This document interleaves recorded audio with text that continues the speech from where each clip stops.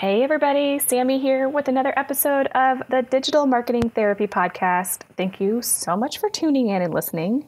Today we're going to talk a little bit about email marketing. And I get a few reasons why email marketing won't work for people that I wanted to share with you and kind of rebut, whatever.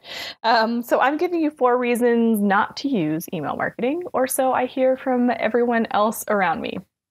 So I hope that this is helpful. I hope that this will spark some ideas for you as far as how email marketing might be able to support your business.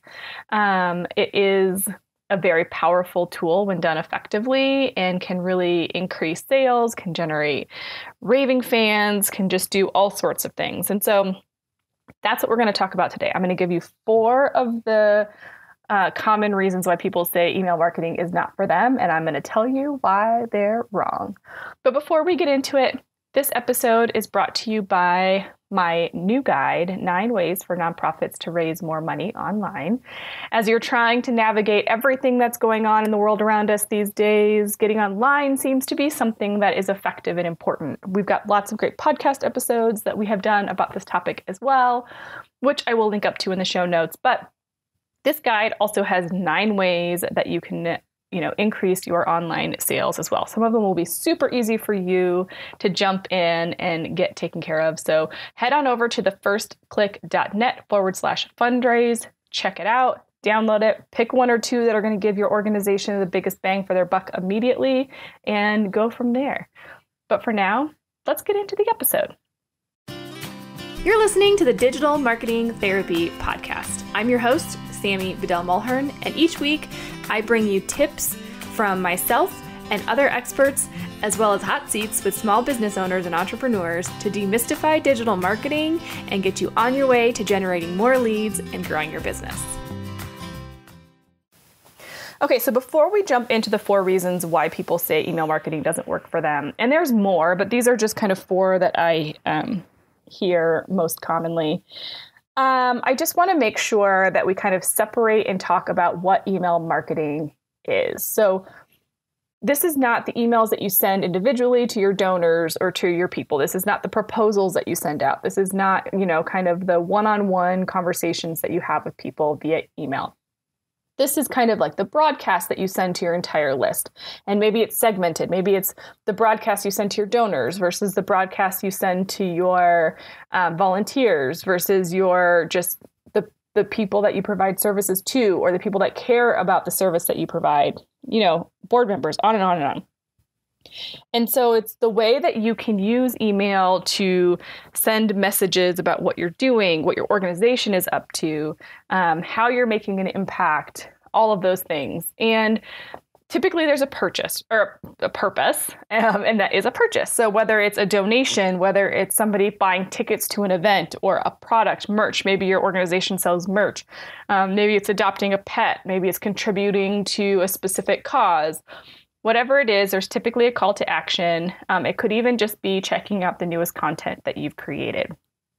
So I just want to make it clear that this is an email marketing, going out, broadcast. I mean, there's lots of ways to think about it, but this is not kind of the one-on-one conversations that you have with your donors and all that throughout the course of your daily work. So let's get into number 1. And this is the biggest one that I hear. I have nothing to say. Like, what could I possibly say to my audience?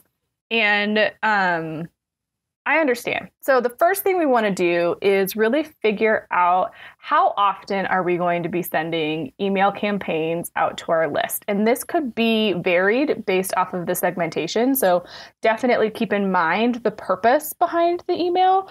And getting to I have nothing to say, I also really like to say 1 email, 1 action.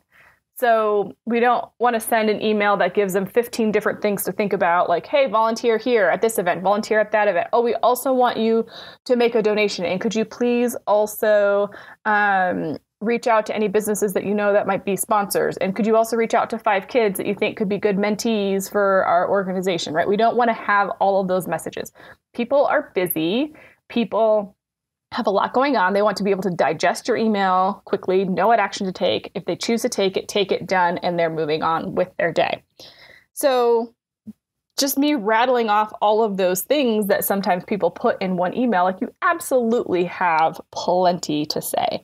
And I love reaching out to your list on a weekly basis because it keeps you top of mind. It keeps you engaged with them. And maybe this week, they're not really ready to make a donation, or they didn't have any free time. And maybe in the next week something changes and, they suddenly have opportunity or whatever. And so if you're top of mind, you're most likely going to grab that attention. And we'll get to some of that a little bit later. But you absolutely have things to say. You can talk about success stories of things that are happening in your organization. And when it's one email, one action, it's one success story. So think about all of the stories of the animals or the environmental causes that you've worked towards, or the kids that you've served, or recitals if you're in like the arts and culture world, like performances. And, you can even go back. Like, it doesn't have to be things that have happened right now. Like, you can go back into your archives, pull things out, share stories from before, because they're still your stories. They're still super impactful. I would encourage you to repurpose and reuse content that you've already created. This is also where it comes into, which we've talked about in previous episodes, having that regular and consistent content on your website. So whether you have a blog post that comes out weekly or monthly or whatever, you can share that information with your audience. It's perfect to share in a newsletter. Hey, we have a new blog post. This is what this is about. This is the information that it's about. You're really going to want to check this out because blah, blah, blah, blah, blah. Right? So content can help create the topics that you can talk about. You can also highlight your volunteers. Volunteers are kind of the lifeline of your organization, right? They help you with so many things, and giving them a shout out is such a nice, easy way to make them feel loved and appreciated. Maybe you have members. Maybe you want to share board members. Just, it depends on your organization. If you're a school, like a private school, maybe you have teachers that you want to feature once a month, which would showcase to the current and potential parents that are on your email list, these are the types of people that we have taking care of and teaching your kids. And then on the flip side, highlighting, an achievement from a student at your school. Maybe you want to feature a pet each week. So just think about your organization, what you're trying to do, and really think about your email, like what I have to say. You might have a different topic for each email. Maybe one's focused on donations, one's on donors, one's just on brand awareness about what our organization is. I think I said donors twice. I mean, did I? Anyway, you get what I'm saying. So put a plan in place, figure it out. I bet if you challenged yourself, you would absolutely have something to say in a weekly email newsletter that you can get out to your audience. Number 2. The next thing that I get is I've been doing emails, but nobody opens them, so it's a waste of time.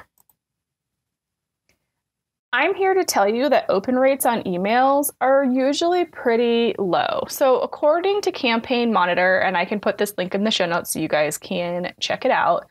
Yes, and nonprofits and government and education, like they typically have pretty strong open rates. And they have seen nonprofit open rates go from 20.39% in 2019 to 25.2% this year. Now, there's a whole lot of things that can be a contributing factor to that, with regards to COVID, with regards to all the things. But so if you just assume like a 20 to 22% open rate, if you're higher than that, that's really strong. And that is really high. Most consumer goods are like, around 14% and maybe even lower. So when you see those rates on your email list, don't be scared. Don't be sad about that. Like that's average. That's good. And there's other things that are in control, or that are out of your control, that contribute to kind of the deliverability and the open rates, which we won't get into. It has to do with, all of the background things that are happening, how clean lists are, if you're spamming people, all of that good stuff. But just understand that your list, the majority of your list is not going to open it. And if you're at about a 20 to a 22% open rate or higher, you're doing a great job. So just keep at it, keep moving forward, keep making things happen. And remember that consistency is key. So kind of putting the two together. I mean, how many times have you gotten an email from an organization that you haven't heard from in a long time, and all of a sudden they're pitching you on something, right? It feels yucky. It doesn't feel happy. It doesn't feel good. So I really encourage you to email them regularly. Don't be worried about the open rates. Don't be worried about those that unsubscribe, so that when you are ready to make that big annual fund push or that big ask for money, people have been hearing from you on a regular basis. They know what you're about, and they are like, okay, yeah, I'm ready. I'm ready to make that contribution. And so I kind of teased this in number 2, but number 3 is email is a waste of time. We don't get anything from it. Now, I would challenge you because, for years, right, email has shown that for every dollar you invest in email marketing, it averages out to about $38 in revenue. Now, that's a really good return on investment, bigger than social media, bigger than, advertising, most things that you can do. So it's not a waste of time, but it does require you to get started and do things and just get started and try it. And, there's a whole lot of sophistication you can do with email marketing that you don't need to worry about right now. We can maybe talk about some of those things in future episodes. But for now, just get started so that your audience is used to hearing from you. And like I just mentioned, when you make that ask, I say this twice because it's just so important. When you finally go to make that big ask, they're used to hearing from you and they don't just feel like they're being sold to. So what are the kinds of things that you can ask for in an email? I mean, obviously donations. You can tap your list for services that they can provide. So it might not be dollars, cash, but maybe you have an ask for people to come and paint the interior of your building, or for somebody to design a mural, or for volunteers to come in and do a mailer. For maybe you do need donations, but maybe you want to ask if they have any other businesses that might be sponsoring, or if your employer has a donation matching program. And I want to encourage you to kind of figure out your cycle and make these asks more than once. And the reason I say this is because think about when you've been scrolling through Facebook and you've seen an ad and you're like, oh yeah, I really want to check that product out. But you're busy, so you just move on.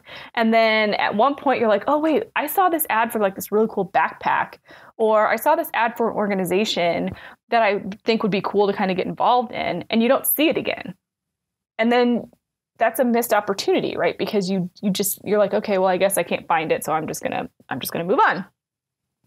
So having those messages hit your donors in a timely, regular basis is super important as well, and will help to maximize the dollars that you generate from your email marketing campaigns. Okay, so then the last excuse that I hear for why people don't want to start email marketing, and again, there's so many more, but this is the 4th one that I'm going to share with you here today, is I haven't done it for years, so why would I start doing email marketing now? And I mean, yes, I get that, but I'm assuming if you're a nonprofit that you probably have a pretty good list of people because you've been collecting all of your donors, you've been collecting data in your CRM about all of your volunteers and your board members and the kids and the dog owners and blah, blah, blah, blah, right? It's time to start now. Why waste time? Why not start getting in front of people, especially now when more people are working from home, there's less people going out, and who knows what's happening. I know in every part of the country, it's kind of a different situation. But just start.